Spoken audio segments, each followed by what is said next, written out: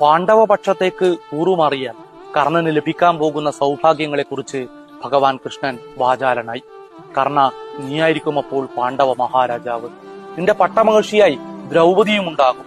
നിനക്ക് വെഞ്ചാമരം വീശാൻ യുധിഷ്ഠിരനും പെൺകൊറ്റക്കുട പിടിക്കാൻ ഭീമസേനനും നിന്റെ ശ്വേതാസുരത്വത്തിന്റെ കടിഞ്ഞാൻ പിടിക്കാൻ അർജുനനും മത്സരിക്കും. കൃഷ്ണൻ കർണനോടപ്പോൾ അവന്റെ ജന്മരഹസ്യം വെളിപ്പെടുത്തിയതേ ഉണ്ടായിരുന്നുള്ളൂ. നീ സൂതപുത്രനും രാധേയനുമല്ല, പകരം സൂര്യപുത്രനും കൗന്ദയനുമാണ്. കൗന്ദയൻ എന്ന വാക്ക് കേട്ടപ്പോൾ കർണൻ ഞെട്ടിവിറച്ചു. പക്ഷേ വികാരങ്ങൾക്കപ്പുറമാണ് കർണനെ സംബന്ധിച്ച് ധർമ്മം. കൃഷ്ണ, ഇനി എനിക്കെന്തിന് രാജ്യം? അന്ന് അസ്ത്രവിദ്യാ പ്രയോഗ ദിവസം നിന്റെ അച്ഛനമ്മമാരാരാണെന്നുള്ള ചോദ്യത്തിൽ എന്റെ ശിരസ് താഴ്ന്നുപോയത് നീ മറന്നുവോ? അന്ന് ആ കാഴ്ചത്തട്ടിലുണ്ടായിരുന്ന എന്റെ പെറ്റമ്മയ്ക്ക് ഉയർത്തണമെന്ന് തോന്നാത്ത ആ ശിരസ് ഉയർത്തിയത് ദുര്യോധനനാണ്.